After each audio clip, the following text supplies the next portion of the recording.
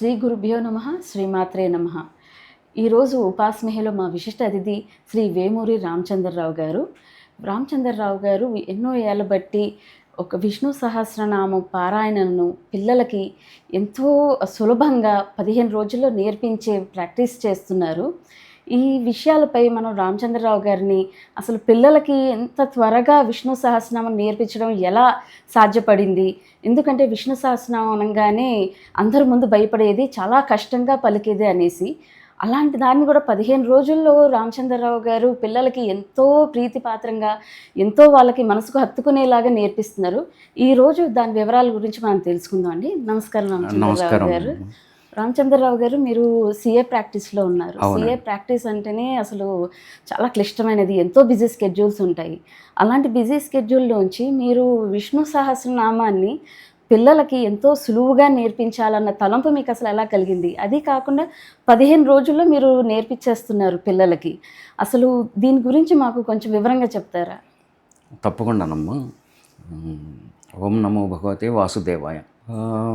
నేను విష్ణు సహస్రనామం గురించి చెప్పే ముందు ఒక చిన్న కథ చెప్తానండి. భాగవతంలో వచ్చాను. దాంట్లో ఏమవుతుందంటే ఒక ఒక స్త్రీ ఒక పళ్ళగంప తల మీద పెట్టుకుని ఒక సందులో తిరుగుతుంటుంది. ఆ సందులో కృష్ణుడు ఉంటాడు. చిన్న పిల్లాడు, మాటలు కూడా సరిగ్గా రావు, చాలా చిన్న కుర్రాడు. సో ఆయన చిన్న వస్త్రంతో, చిన్న అంటే మంచి బుగ్గలతోటి చక్కగా ఆడుకుంటూ ఉంటాడు, చిన్న వయసు. సో ఈవిడకి మాట్లాడడం కూడా రాదు స్వామికి. సో ఈవిడ ఈ పళ్ళగం, కొంతమంది శాస్త్రజ్ఞులు అన్నారు అవి నేరేడు పళ్ళని. భాగవతంలో అయితే పళ్ళ మీద డిస్క్రిప్షన్ లేదు. అయితే ఆవిడ నడుచుకుంటూ వస్తే స్వామి పిలుస్తాడు, ఏది రా రా రా రామ రామ నో భాష రాదు కదా, వస్తుంది. వస్తే ఆవిడ పిల్లాడు, చిన్న పిల్లాడు కదా, బొగ్గలు నిమిరి ఆవిడ స్వామి చేతిలో, ఆవిడకేం తెలుసు ఆయన కృష్ణుడు మామూలు మన చిన్నపిల్లాడు ప్రేమగా ఒక స్త్రీ చేసేటట్టు కొన్ని పళ్ళు తీసి ఆయన చేతిలో పెట్టి మళ్ళీ బొగ్గలు ఒకసారి నిమిరి వెళ్ళిపోతూ ఉంటుంది. స్వామి ఏం చేస్తాడంటే, కృష్ణుడు ఆగాగాకు అని లోపలికి వెళ్తాడు. ఆయన అసలు ఏది ఫ్రీగా తీసుకునే అలవాటు లేనివాడు ఆయన మోడల్ అది ఫస్ట్ నుంచి. కృష్ణుడు లోపలికి వెళ్తాడు. వెళ్ళి ఒక చిన్న గ్లాస్ తోటి, పాత్రతోటి బియ్యం తెస్తాడు. తెచ్చి ఈ అమ్ముకునే అమ్మాయి తట్టలో వేదాన్ని ట్రై చేస్తాడు. చేస్తే ఆ అమ్మాయి ఉంటుంది, ఎందుకు నాన్న, నేను ప్రేమగా ఇచ్చానన్న, నాకేం వద్దు నాయన, నువ్వు అడిగావు చక్కగా, నీకు అడగటమే నా అదృష్టం, ఇచ్చుకున్నాను, వెళ్ళిపోతున్నాను అన్నాను. లేదని ఆయన సౌజ్ఞలతోటే, ఆయన భాష రాదు, అంత చిన్నపిల్లాడు. సో లేదు అంటే సరేనని ఇంకా అమ్మాయి అమ్ముకోవటం ఆవిడ ధర్మం కాబట్టి ఆవిడ సరైన తట్టపడుతుంది. ఈయన స్వామి దాంట్లో కాసిని ధాన్యం గింజలు వేసేయటం, ఆవిడ వెళ్ళిపోవటం జరుగుతుంది. అక్కడ గేమ్ ఉంటుంది. కొంచెం దూరం వెళ్ళిన తర్వాత నెక్స్ట్ అమ్మటానికి పళ్ళ గంప దింపుకుని చూస్తే స్వామి వేసినవన్నీ బంగారం ధాన్యాలు. సో విష్ణుతత్వం ఎలా ఉంటుందంటేనండి, మీరు ఒక్క అడుగు వేయాలి, మీరు ఆయన దగ్గరికి వెళ్ళాలి, అంతే, ఒక్క అడుగు తాపత్రయపడాలి. సో ఆవహించేస్తాను, ఇంక రెండు మాటలేదు. ఎందుకంటే ఇంత ప్రస్ఫుటంగా మనం ఎలాగా విష్ణుతత్వంలోకి వెళ్ళగలమంటే, మిగతా వాటన్నిట్లలోనూ మీరు స్తోత్రాలు చూడండి, ఏమైనా చూడండి, అవి వేరే వేరే రకంగా బిగుంటాయి. దీంట్లో ఏంటంటే విశ్వం అని ఉంటుంది. ఫస్ట్ ఆయన నామమే విష్ణు. విశ్వం విష్ణుర్ వషట్కారో అని బిగిన్ అవుతుంది. అంటే విశ్వం అంటే ప్రపంచం అంతా నేను నిబిడీకృతమైన నాదే ప్రపంచం అంటున్నాడు ఆయన, అనే మాట ఆయనదే. సో నేనేమంటున్నానంటే, ఇప్పుడు గాలి ఉందండి, గాలిలో కొంత దూరం వెళ్ళేటప్పటికి అది మేఘాలు ఆవరించాయి. అంటే మేఘం అంటే గాలే కదా, దాంట్లో కాస్త వాటర్ కంటెంట్ ఉంది. సో మామూలుగా మనకు కనిపించే వాతావరణంలో కూడా, మనకు కనిపించే వాయువులో కూడా నీరుంది అనేది మనకి సత్యం. మీరు అంతవరకు నమ్ముతున్నప్పుడు మన పక్కన విష్ణుమూర్తి ఉన్నాడు అనేది ఎందుకు నమ్మలేము? ఇవన్నీ మీరు ఆ ధర్మంతో ఆయనకుండే పట్టుని మీరు పట్టుకుంటే ఆయన మీతోటే ఉంటాడు అనే దాన్ని ఆయన చెప్పకనే చెప్తున్నాడు. ఆయన నా పనే ఇది, నేను భూ సప పురుష సూక్తంలో కూడా ఉంది. నేనే దీనంతా సృష్టించాను. నేనే దీన్ని రన్ చేయటానికి నాదే ఆధిపత్యం. నేనే ఇవన్నీ చేయటానికి నా కమిట్మెంట్ ఉంది మీకు. అహం వైశ్వానరో భూత్వా. మీ భోజనం కావాలంటే నన్నే అడగాలి. అసలు ఫస్ట్ శ్లోకంలో మేము పిల్లలకి చెప్పే కథ ఏంటంటే, ఒక ఒక బ్రాహ్మణుడు ఐదుగురు పిల్లలు, ఐదుగురు పిల్లలతోటి ఒక గుళ్ళో లైన్‌లో నుంచుంటాడు. ఇది అపర వైకుంఠం అని పేరు పడిన శ్రీరంగంలో జరిగిన కథ. ఆయన రామాంజుల వారు టూర్‌లో ఉంటారు. ఈయన వచ్చే లైన్‌లో నుంచొని ప్రసాదం తీసుకుంటాడు. తీసుకొని మళ్ళీ లైన్‌లో నుంచుంటాడు. అలాగ 4, 5 సార్లు తీసుకుంటే ఆ గుళ్ళో ఉన్న వాళ్ళంతా ఆ బ్రాహ్మణ్ణి నానా మాటలు అంటూ ఆ రామాంజుల వారికి చెప్తారు. చెప్తే ఈ బ్రాహ్మణ్ని నా దగ్గరికి పంపించు అంటే ఆయన అక్కడక్కడ కూర్చొని ఉంటారు. ఈ రామాంజుల వారి దగ్గరికి ఈ బ్రాహ్మణ్ణి తీసుకెళ్తారు. అయితే ఆయన అంటాడు, నాకు 5గురు పిల్లలు, నేను పోషించుకోవాలి, నాకు ఇదొక్కటే ఆధారం, నాకు ఇంకేం రావట్లేదు ఆధారం, నా పరిస్థితి అట్లా ఉంది అంటే, సరే ఒక పని చెయ్యి, నీకేమన్నా, నువ్వు బ్రాహ్మడివి కదా, నీకేమన్నా స్తోత్రాలు కానీ ఏమన్నా వచ్చా అంటే ఆయన అంటాడు, నాకు విష్ణు సహస్రనామంలో కొంత భాగం వచ్చు అంటే, ఒక్కటి చదువు, ఫస్ట్‌ది ఏదైనా చదువు అంటే, ఫస్ట్ చదువుతాను. సరే చదువు అంటాడు. ఆయన చెప్తాడు, విశ్వం విష్ణుర్వషట్కారో భూత భవ్య భవత్ప్రభు భూతభృద్భావో భూతాత్మ భూతభావన అని చదువుతాడు చక్కగా. అయితే ఒక పని చెయ్యి, దాని అర్థం నీకు అర్థమైనంత వరకు చెప్పు అంటాడు. అంటే ఆయన విశ్వం విష్ణుర్వషట్కారో భూత భవ్య, ప్రజెంట్ ఫ్యూచర్ అన్నిట్లలోనూ ఆయన అన్ని కాలాల్ని ఆయన నడిపిస్తేవాడు. మొత్తం విశ్వం అంతా ఆయనే ఉంటాడు. విష్ణుతత్వం, విష్ణు వషట్కారం అంటే వేద పురుషుడు, వేదాన్ని డిఫైన్ చేసినవాడు, వేదాన్ని ఇచ్చినవాడే ఆయన. వషట్కారం భూతభృద్భావో, భూతకృత్ అంటే శరీరాన్ని తయారు చేసేవాడు ఆయన. భూతభృద్భావో అంటాడు. వాటిని పెంచేవాడు కూడా ఆయన, పెంచి పోషించేవాడు కూడా ఆయనే. భూతభృద్భావో భూతాత్మ భూతభవన, భూతాలకుండే ఆత్మ డెఫినేషనే ఆయన. భూతభవన, వాటికుండే భావాలు క్రియేట్ చేసేవాడు కూడా ఆయనే అని ఫస్ట్ దానికి అర్థం చెప్తాడు. సరే ఒక పని చేయి, నేను ఒక మాట చెప్తా వినండి. సరే చెప్పండి. ఏమొద్దు, విశ్వం విష్ణుర్వషట్కారో భూత భవ్య భవత్ప్రభు, ఒకటే పదం, 8 అక్షరాల పదాలు. ఫస్ట్ 3 ఉంటాయి. నేను తర్వాత చెప్తాను విష్ణు సహస్రం ఎలా చదవాలని. విశ్వం విష్ణు వషట్కారో భూత భవ్య భవత్ప్రభు భూతభృద్భావో ఉంది కదా, భూతభృద్భావో అనే పదం పట్టుకుని ఓం భూతభృద్భావనే నమః, ఓం భూతభృద్భావనే నమః అనేక సార్లు అలాగా రిపీట్ చేసుకుంటూ ఉంటే ఇంకేం వద్దు. నీకు నీ ఆహారం నీకు చక్కగా అమరుతుంది. ఆయనే చూసుకుంటాడు. ఆయనదే కదా కమిట్మెంట్. ఆయన చెప్తున్నాడు కదా, నువ్వు అంటున్నావు కదా, విశ్వం విష్ణు అంటున్నావు కదా, సో నువ్వు ఆ పూర్తి శ్లోకం చదివి కూడా ఇబ్బంది పడద్దు. భూతభృద్భావ అనే మాటనే నువ్వు అదే పనిగా రిపీట్ చేసుకుంటూ ఉంటా అని చెప్తాడు ఆయన. చెప్తే ఆ బ్రాహ్మడు ఆయనకుండే ఆకలి క్షుద్బాధకి బాగా ఆయనకి నాటుకుని, అందుకనేనండి గురుతత్వం ఉండాలి. రాముడు అంతటి వాడు ఎంతమంది గురువులను తిరుగుతాడో. మీకు రామాయణంలో ఆయనకి 10,000, రావణుడికి 10,000 ఏళ్ల తపస్సు, రాముడికి 43 ఏళ్ళు. ఆ గురువు కాళ్ళు పట్టుకోవటం, ఆ తీర్థాల్లో స్నానం చేయటం, టెక్నాలజీ ఇచ్చేసాడు రామాయణంలో. సాధారణంగా మీరు హై రేంజ్కి రీచ్ అయిపోవచ్చు అనమాట. వాడి యుద్ధ బలానికి ఈయన మ్యాచ్ అయిపోతాడు 40 ఏళ్ళకి, ఆ రేంజ్. అట్లాగా గురుభావం. సో ఆ గురుభావం పెట్టుకుని భూతభృద్భావ పట్టుకుని మంత్రాన్ని బాగా ఆకళింపు చేసుకుని నిరంతరం అదే ధోరణితో అలా నడిపిస్తుంటాడు బండి.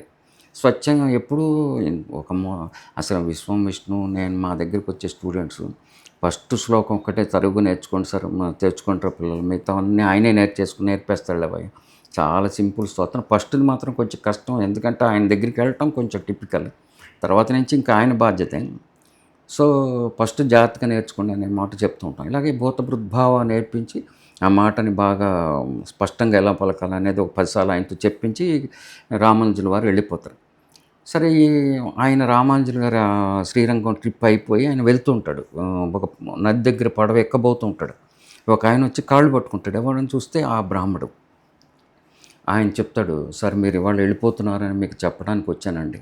ఏంటి నాన్న అంటే, మీరు నాకు అప్పుడు ఒక ఉపదేశం ఇచ్చారు సార్, భూతభృద్భావ చెప్పమన్నారు, నేను చెప్తున్నాను.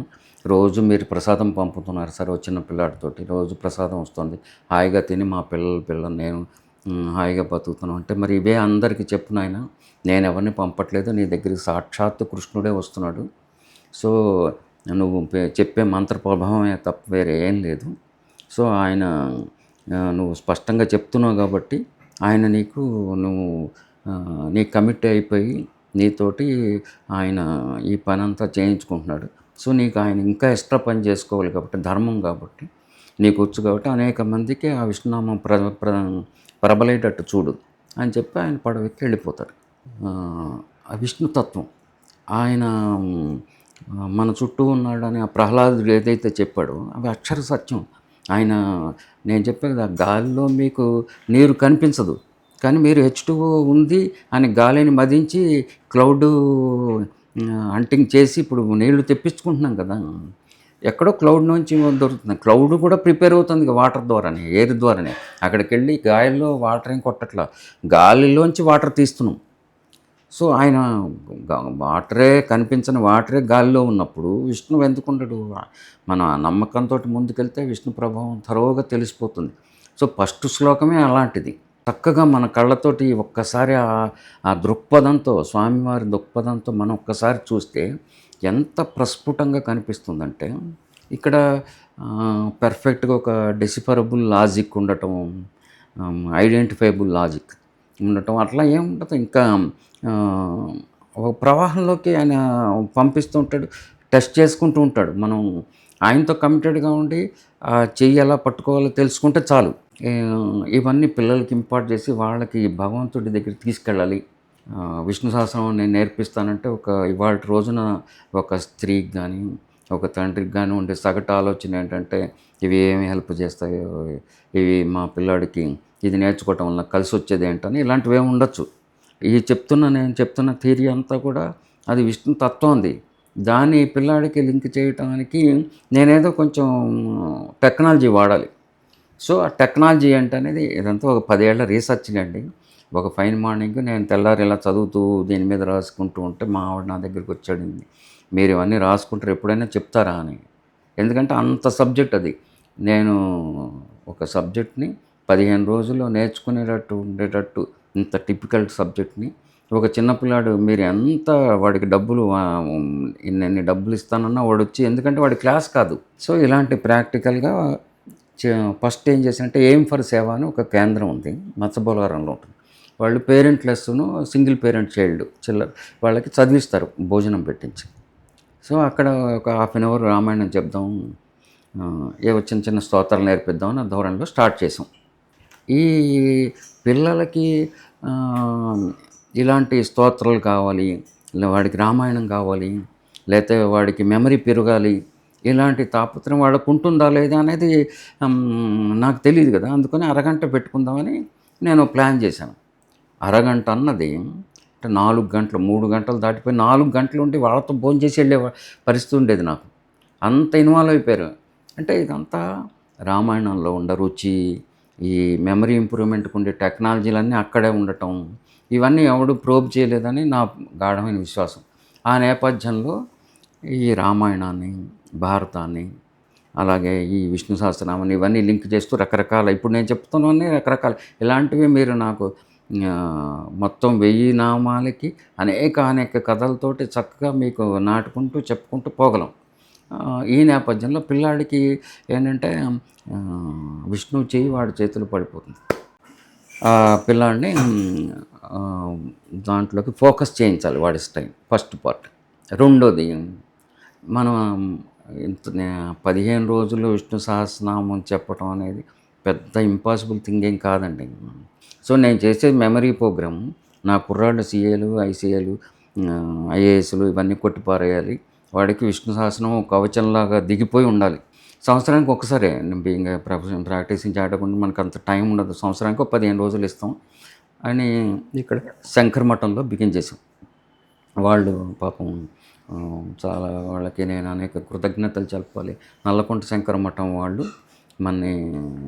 మేము చెప్పే కాన్సెప్ట్ వాళ్ళకి నచ్చి, సరే మీరు చెప్పండి అని నాకు చాలా మంచి ఆపర్చునిటీ ఇచ్చారు. పెద్ద హాలు, ఈ 15 రోజుల్లోనూ 100 తక్కువ కాకుండా పిల్లలు ఉండేవాళ్ళు. అయితే 16 రోజుకి నేను మేము విష్ణు సహస్రం గ్రూప్‌కి ఒక 50 ఏళ్ల గ్రూప్ ఉంది. ఆ 50 ఏళ్ల గ్రూప్‌లో నేను మెంబర్‌ని. సో, దానికుండే ప్రెసిడెంట్‌ని పిలిచానన్నమాట. పిలిచి సార్ మా పిల్లలు 15 రోజులు అయిపోయింది. వీళ్ళు విష్ణు సహస్రం చెప్తారు ఒకసారి ఏమన్నా చూడండి సార్ మేమేమన్నా నేర్పించాం కరెక్ట్‌గా నేర్పించాం చదువుతున్నారా కరెక్ట్‌గా. సరే వాళ్ళు పిల్లలు చదివారు. ఇలాగ ఎలా జరిగింది ఆశ్చర్యంగా ఉంది. మీరు జాయిన్ అయినప్పుడు కూడా నాకు తెలుసు. మీరు తీసుకునేటప్పుడు మీ రెసిడెన్షియల్ ప్రోగ్రాము పొద్దున, రాత్రి కూడా ప్రోగ్రామ్ ఉంటుంది. రాత్రిపూట, పొద్దున పూట విష్ణుసహస్రనామం ఉంటుంది. రాత్రి కథలు ఎలాంటి కథలంటే మనకి కాశీ మజిలీ కథలు, రామాయణం కథలు, అలాగ వింతలు ఇలాంటి కొన్ని సబ్జెక్టులు ఉంటాయి. అట్లాగా ప్రవాహంలో పోతూ ఉంటుంది. రాత్రిపూట కూడా అసలు టైం దొరకదు. వాళ్ళు లాస్ట్‌లోకి వచ్చేటప్పటికి మాకు 15 రోజులు దగ్గరలోకి వచ్చేటప్పటికి ఆ రామాయణం మత్తు రామాయణం మత్తు అంటే 10 టైమ్స్ ఎక్కువ భారతం మత్తు. విపరీతమైన క్యాచింగ్ పవర్ ఉంటుంది దాంట్లో. మీరు చెప్పే మోడల్. సో, అలాగా పిల్లలు చాలా ఇన్వాల్వ్ అయ్యి 16 రోజుకి అసలు నేనే ఊహించలేదు. విష్ణు తత్వం పట్టుకోవటం కానీ, అక్షరాల స్పష్టత కానీ, నెంబర్ ఇస్తే చెప్పడం కానీ, ఇలాంటివన్నీ అతి సాధారణంగా నేర్చుకున్నారు. నేను అనుకోవటం విష్ణు మాయే ఇదంతా అని. అసలు నేను ఇంత సబ్జెక్ట్ చేస్తాము, ఎన్ని మాటలు మాట్లాడగలను, ఇలాంటివి చెప్తానని నేను అసలు కల్లో కూడా ఊహించలేదు. అసలు నాకు ఇప్పుడు మీరు విష్ణు సహస్రనామం గురించి చెప్పారు కదా! విష్ణు సహస్రనామం గురించి చెప్తున్నప్పుడు మీరు మెమరీ మేనేజ్‌మెంట్ అనేసి వాడారు. అవును. అంటే మీకు అంటే విష్ణు సహస్రనామం చదవడం మూలన వీళ్ళకి పిల్లలకి మెమరీ పవర్ పెరుగుతుందనా? ఒకసారి దాని గురించి చెప్తారా? అది మంచి క్వెషన్ అండి. యాక్చువల్‌గా మెమరీకి ఇది ప్రధానమైన మార్గం అనమాట. ఎందుకంటే ఒకసారి మీకు చిన్న కథ చెప్తే బాగా అర్థమవుతుంది. మేము మెడ్రాస్‌లో ఒకప్పుడు మెడ్రాస్‌లో ఉంటేనే పాస్ అయ్యేవాళ్ళు. బోర్డ్ ఆఫ్ స్టడీస్ అని రామరాజు గారు ఉండేవాడు అక్కడ. రామరాజు గారు ఈ మధ్యలో ఆయన నాకు చెప్పిన పాయింట్ ఏంటంటే, ఆయన దగ్గరికి ఒక తెలుగు బ్రాహ్మణ కుర్రాడు ఒకడొచ్చాడు. వచ్చి ఆయన చెప్పాడు. ఏమంటే సార్ నేను ఇంటర్లో జాయిన్ అయ్యండి. నేను ర్యాంక్ కొడుతున్నాను సార్ అన్నాడు. అంటే ఈయన అన్నాడు, కొడితే కొట్టవయ్యా ఇంత ధైర్యంగా వచ్చి ఎందుకు చెప్తున్నావు అంటే, మీకు చెప్పాలనిపించి చెప్తున్నాను సార్ నేను కొట్టి చూపిస్తాను. నా పేరు ఇది గుర్తుపెట్టుకోండి సార్ అన్నాడు. సరే పరీక్షలు రాసాడు. మామూలుగానే పాస్ అవ్వటమే దుర్లభం అంటే వీడు ర్యాంక్ కొడతానంటాడు అని నవ్వుకుంటూ ఆయన రొటీన్ ఆయన చూసుకుంటున్నాడు. ఫైన్ మార్నింగ్ రిజల్ట్ వచ్చింది. కుర్రాడు ఆయన రూమ్లోకి వెళ్ళి ఇదిగో సార్ ఫస్ట్ ర్యాంక్ కొట్టేశాను అన్నాడు. వండర్ఫుల్. ఇప్పుడు నేను ఇలాగనే అనేక మంది స్టూడెంట్స్కి చెప్తూ ఉంటాను కదా, నాకు ఏదైనా కాసిన 2 టిప్స్ చెప్పు, ఇలాగా ఎంత ఇమాక్యులేట్గా ఒక పెర్ఫార్మెన్స్ ఇవ్వటం దుర్లభం కదా, దుస్సాధ్యం. అందులో చెప్పి కొట్టడం అనేది ఇంకా కష్టసాధ్యం. ఏంటంటే అతను చెప్పిన మాట ఏంటంటే, నేను నిత్యం సంధ్య చేస్తాను సార్. పొద్దున, మధ్యాహ్నం, సాయంత్రం 3 పూట్ల నిత్యం సంధ్య చేస్తాను. పర్ఫెక్ట్‌గా దాని టైం తీసుకుని దాన్ని సంధ్య చేసుకుంటాను. అదే నా కాన్ఫిడెన్స్ అని చెప్పి వెళ్ళిపోయాడు. సంధ్యావందనం.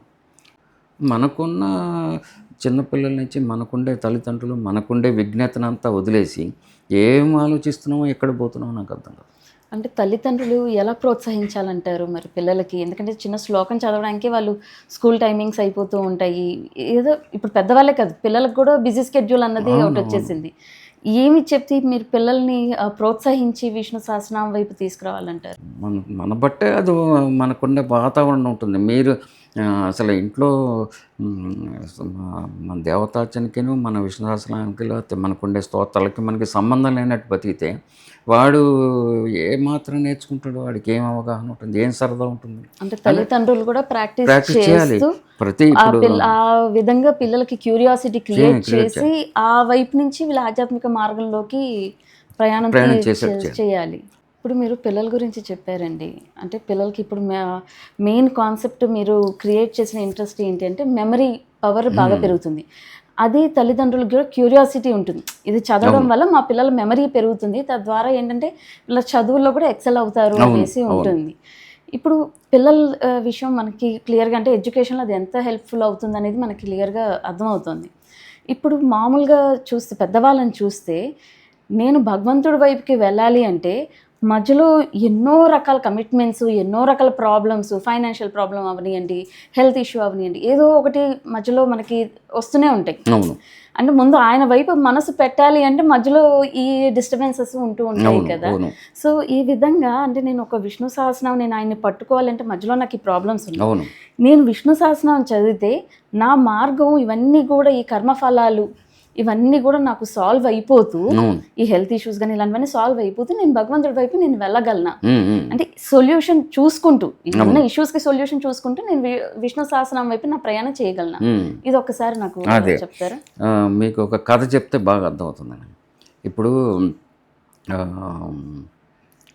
నలుడు నలుడు మహా చక్రవర్తి, చాలా చాలా దేశాలకి ఆయన ఆల్మోస్ట్ భూమండలం అంతా పరిపాలించాడు. ఆయనకు ఒక పరిస్థితిలో ఏమైందంటే ఈ ధర్మరాజు కన్నా ఇంకా 10 times బ్యాడ్ షేప్లోకి వెళ్ళిపోయాడు. ఆయన జూదం ఆడి ఆయన కూడా సర్వనాశనం అయిపోయి ఒక పరిస్థితిలో ఏంటంటే ఆవిడ దమయంతి, ఆవిడ మహారాణి పాపం, ఆవిడ చెంగు కొమ్ము బట్టలో కొంచెం భాగం చింపి ఆయన కట్టుకోవటానికి ఇస్తే ఒక జంతువు ఏదో చచ్చిపోతుంటే ఆ బట్ట కూడా ఇచ్చేస్తాడు. ఇంకా ఆల్మోస్ట్ కౌపీనం చిన్న భాగం మిగులుతుంది. ఆయన రాత్రిపూట ధర్మానికి కట్టుబడి నాతో పాటు మహారాణి అయిన ఆవిడ బాధపడ్డాడు, ఎందుకంటే నా దరిద్రం ఎలా నాకుంది అని పారిపోతాడు, తప్పు చేస్తాడు. అయితే ఆవిడ పుట్టింటికి అదృష్టవశాత్తు ఆవిడ నమ్మారు, ఆవిడ అదృష్టం ఆవిడది. ఆవిడకి ఈయన దరిద్రం ఆయనకు ఉండాలని లేదు కదండి. సో ఈయన అడవిలోకి పారిపోయి వెళ్ళిపోతే కడ్రాయర్ లాంటిది, అంటే కౌపీనం కన్నా ఇంకా ఘోరమైనది ఒకటి. అక్కడ ఒక పాము మంటల్లో తగలాడిపోతూ కనిపిస్తుంది. ఈయన ఈ కౌపీనం విప్పదీసి ఇది కూడా మొండి ముళ్ళతోటి దానికి అది ఇచ్చి దాన్ని కాపాడుతాడు ఆ పాముని. ఆ పాము ఏం చేస్తుందంటే ఈయనకి వరం లాంటి ఒక శాపం లాంటిది ఇస్తుంది. వరం లాంటి శాపం, నువ్వు కొరచగా నల్లగా బాహుకుడిగా తయారు అని శాపం లాంటిది ఇచ్చిపోతుంది. ఎందుకంటే ఈయనకుండే స్ట్రక్చరు, వర్చస్కి వాటికి ఆయనకు ఉద్యోగాలు కానీ ఏం రావు. మా ధర్మం అనేది అదే ఆయనకుండే కర్మాన్ని అనుభవించాల్సిందేగా. ఆయన ఋతుపర్ణుడి దగ్గర పోతాడు, పోయి జాయిన్ అవుతాడు ఉద్యోగంలో, ఏది అశ్వాల్ని రక్షించేవాళ్ళని. మీకు నలుడి పరిస్థితి ఏంటంటే మహారాజు చక్రవర్తి, ఇంకేం చెప్పాలి, ఆయనకుండే ధన సంపద గురించి అలాంటివి ఏం బ్రహ్మాండమైన భార్య దమయంతిని 4 దేవతలు కోరుకుంటే ఈయనకు దొరుకుతుంది. విధి వైచిత్యం, కింద పడిపోయాడు అంతే పూర్తిగా, ఏది నగ్నంగా, ఎంత ఒక్క వస్తువు లేకుండా ఎంత సర్వనాశనం అయిపోయాడంటే. మనకుండే కష్టాలు దాంతో కంపేర్ చేస్తే మనం ఏమైనా చక్రవర్తులమా అంటే బర్త్ మనకేమైనా అలాంటివి ఉన్నాయా? ఎన్నో కష్టాలు ఉంటాయి. కష్టం ఉంటే ఏం చేయాలని భారతం చెప్పింది, అది నేను డ్రైవ్ చేస్తున్నాను. సో కష్టం ఉన్న ధర్మం వదలలేదు. ఆయన దగ్గర కోపం దానికి ఇచ్చాడు, ఆశీర్వచనం తీసుకున్నాడు, ధర్మం నిలబెట్టుకున్నాడు. సో ఆ దానగుణం ఇన్హెరెంట్గా నాకున్న దాంట్లో ఏదో ఒకటి ఇద్దాం అనే ఒక ఫీలింగ్ ఉండాలి. అదే డబ్బు ఇచ్చేస్తుందంటే. మీకు డబ్బు రావాలంటే తారక మంత్రం మీరు దానం ఇవ్వాల్సిందే, రెండో మాట లేదు. ఋతుపర్ణుని దగ్గర చేరుతాడు, అశ్వవిద్య, దమయంతి ఈయన అత్యద్భుతమైన వంటలు అవన్నీ చూపిస్తూ ఉంటాడు, ఆ అశ్వాల్ని సూపర్ డూపర్గా నరిష్ చేస్తూ ఉంటాడు. అసలు ఆ శాస్త్రం అయింది. ఋతుపర్ణుడికి ఒక్కడికే ఆవిడ స్వయంవరం పంపిస్తుంది, నేను వివాహం చేసుకుంటాను. ఈ ఋతుపర్ణుడు బాహుకుడిని పెట్టుకుని రథం డ్రైవ్ చేయమంటాడు. రాత్రి ఎన్నో యోజనాల దూరంలో ఉంటే దమయంతి దగ్గరికి పోవాలి, అది డెస్టినీ. భూప్రపంచంలో ఈ రేంజ్ పెర్ఫార్మెన్స్ ఇంకెవరికి ఉంటుంది? ఈయన బేసిక్ నాలెడ్జ్. వాళ్ళని రథసారథిగా నియమితుడు అవుతాడు, అక్కడికి వెళ్ళి కూర్చుంటాడు. కొంచెం దూరం వెళ్ళేటప్పటికి ఈ ఋతుపర్ణుడి అంగవస్త్రం ఎగిరిపోతే బాహుకాకు నా అంగవస్త్రం ఎక్కడ అంగవస్త్రం సరే, మనం ఆల్రెడీ 7-8 యోజనాలు ముందుకు వచ్చేసాం, 7-8 యోజనాలు ముందుకు వచ్చేసాం అంటాడు. అంటే 10-15 కిలోమీటర్లు ఇవే వచ్చేసాడు, ఏదో స్ప్లిట్ సెకండ్లో ఆ రేంజ్లో వెళ్తున్నాయి అశ్వాలు. వాటిని అలా మేనేజ్ చేసుకున్నాడు ఆయన. అంటే ఆయన చక్రవర్తి అని ఒక్కటే చూస్తాం కానీ ఆ సబ్జెక్టులని ముడిచి పట్టడంలో ఉండే నేర్పు ఆయనకేం పని అండి. అశ్వాల్ని నడిపించడం సెన్సేషనల్గా నడుపుతున్నాడు, బ్రహ్మాండంగా వండుతాడు, 2 పాయింట్లు వచ్చేసాయి. ఇంకా ఈ మధ్యలో వెళ్తున్నప్పుడు ఆ, ఈ రాజు ఏమంటాడంటే, ఎవరే నాయన, నువ్వు అసువిద్య నాకు ఇయ్యి, నేను నీకు ఇంకొక విద్య చెప్తాను, ఇంకో విద్య ఇస్తాను, ప్రతి విద్య. అదేంటంటే మీరు స్పీడ్గా వెళ్తారు బాగా ఫాస్ట్గా. ఒక చెట్టు ఉందండి, దానికి ఉండే కొమ్మలు, దానికి ఉండే ఆ పళ్ళు, రెమ్మలు, ఆకులు విడివిడిగా ఎంతంతో చెప్తాడు, ఇంత స్పీడ్లోను. ఆ టెక్నాలజీ నేను ఇస్తానంటాడు. సరే సార్, నేను అశ్వవిద్యని మీకు నేర్పడానికి నాకేం ఇబ్బంది లేదు. మీరు ఇస్తే నేనేం నేర్చుకుంటానికి నేను సన్నద్ధం. పాయింట్ ఏంటంటే అండి, భారతం చెప్పేసింది నిరంతరం నేర్చుకుంటూ ఉండాలండి. కొత్త స్తోత్రం నేర్చుకోవాలి, కొత్త సబ్జెక్టులు నేర్చుకోవాలి. ఇలాంటి మహత్తరమైన కార్యక్రమం చేసుకుంటున్నారు. మా వాడు లైన్లోకి వచ్చి ఏదో చెప్తున్నాడు కదా. సో ఆ తపన, ఆ అధ్యాయం ఉంది కదా, దట్ లెర్నింగ్ ప్రాక్టీస్, అది మన ముందుకు తీసుకుపోతూ ఉంటుంది. మీరు ఎక్కడ పడరు, ఎందుకంటే పడడం అనేది టెంపరీ. సో స్వామి తత్వం అట్లాంటిది. ఆ నిమిషంలోనే వాళ్ళు మాట్లాడుకుంటూ ఆ ప్రక్రియ నేర్చుకుంటాడు ఈయన. తర్వాత ఈయన ఓడిపోయింది ఆయనలాగానే ధర్మరాజులాగా జూదం కాబట్టి వాటిలో ఉన్న అంకెల్ని వాడు వేసే స్పీడ్లోని పట్టేయగలుగుతాడు. అందువల్ల ఈయన చిన్న తప్పు ఏం చేస్తాడంటేనండి, మనం కూడా జాగ్రత్తగా చూసుకుంటూ ఉండాలి లైఫ్లో. ఆ నీళ్లు పోసుకున్నప్పుడు ముందు భాగమే పోసుకుంటాడు, వెనకాల మడమ భాగం తడవకపోతే శని ఎంటర్ అవుతాడు. ఇవి కొన్ని కూసుకునే శక్తులు ఉంటాయండి ఇళ్లలో కూడా, వాటిల్లో కూడా మనకు తెలియవు. మనం అందుకని ఈ విష్ణుతత్వంలో పడి కొట్టుకుపోతున్నాం అనుకోండి, ఇంకా ఏ గ్రహాలు ఉన్నా ఏమున్నా ఆయనే చూసుకుపోతూ ఉంటాడు. మన వల్ల అన్నీ కావు, ఆయన నమ్ముకుంటే అలా పోతూ ఉంటాయి. సో ఇట్లాగా మేడం మీరు అన్నదానికి ఏంటంటే, నిరంతరం లెర్నింగ్ అనే ప్రాక్టీస్ అనే ప్రక్రియ మనం ఉన్నంతకాలం నీ పన్ను శ్రద్ధగా చేయి, రిజల్ట్ కోసం ఆలోచించినప్పుడు ఈ కూల్గా నీ పన్ను చేసుకుంటూ పోతావు. సో రిజల్ట్ కోసం నువ్వు ఆలోచించడం ప్రారంభించిన దగ్గర నుంచే వాంఛ, అది అవ్వకపోతే ఫీలింగు, అవ్వకపోతే బాధలు, అవ్వకపోతే శరీరానికి రోగాలు, ఈ అనేక తలకాయ నొప్పులు. ఇప్పుడు మీరు ఇన్నేళ్ళ అధ్యయనం చేశారు కదండి, విష్ణు సహస్రనామం పారాయణం చేస్తూ ఉన్నారు, దాని మీద అధ్యయనం చేశారు, పిల్లలకి నేర్పిస్తున్నారు. సో ఇందులో మా ఒక చివరి ప్రశ్న ఏంటంటే, మీరు ఎప్పుడైనా స్వామిని అనుభూతి చెందారా? అంటే ఆయన నన్ను నడిపిస్తున్నారు అన్న అనుభూతి మీకు ఎప్పుడు కలిగింది? ఆయన మన పొద్దున్న లేచిన దగ్గర నుంచి చేతులు చేసి తీసుకెళ్తున్నట్టే ఉంటుందండి. ఎప్పుడు ఏదో మన భారతంలో ఆయన 14వ రోజు యుద్ధంలో అర్జునుడు చెప్తాడు, అంటే రాత్రి 13 రోజు రాత్రి ఒక సెన్సేషన్ కథే దగ్గర గంట పడుతుంది. ఆయన శివుడి దగ్గర తీసుకెళ్ళి ఆ పాశుపతాస్త్రాన్ని సంధించడానికి నేర్పుతాడు కదా. తర్వాత రోజు యుద్ధం చేస్తున్నప్పుడు ఆయన చెప్తాడు, నా ముందు ఎవరో ఒక మహానుభావుడు అందరినీ చంపుకుంటూ పోతున్నాడు, నేనెందుకు ఇక్కడ ఉన్నట్టు బాణం వేసుకుంటున్నట్టు కనిపిస్తుంది తప్ప. అట్లాగా ఉత్త నిమిత్త మాత్రంగా మనం ఏం చేస్తున్నాము అనేది మనకే ఆశ్చర్యంగా ఉంటుంది. నిమిత్త మాత్రంగా ఉంటాం, అంతా ఆయన చేసుకుపోతుంటాడు. లేకపోతే 5 నిమిషాల్లో విష్ణు సహస్రనామానికి భాష్యం అనేది ఊహించగలమండి. అసలు మొత్తం స్తోత్రం చదవడానికి 15 నిమిషాలు పడుతుంది. సో నా బోటి వాడితోటి ఒక మిస్టేట్మెంట్ ఆయన చెప్పిస్తున్నట్టు కదా, ఆయన ఇచ్చిన ఉత్సాహంతో చెప్తాను, నాకు రాంది నేను చెప్పలేను కదా. సో మాయగాడండి, దాంట్లో తేడా లేదు, అంతా ఆయన చేసుకుంటూ పోతాడు. చాలా చాలా సంతోషం అండి. మీరు చెప్పిన ఈ కథల ద్వారా ఏంటంటే, విష్ణు సహస్రనామం పైన తల్లిదండ్రులతో పాటు పిల్లలకు కూడా నేర్చుకోవాలన్న ఉత్సాహం బాగా పెరుగుతుందండి. చాలా సంతోషం అండి. ధన్యవాదాలు.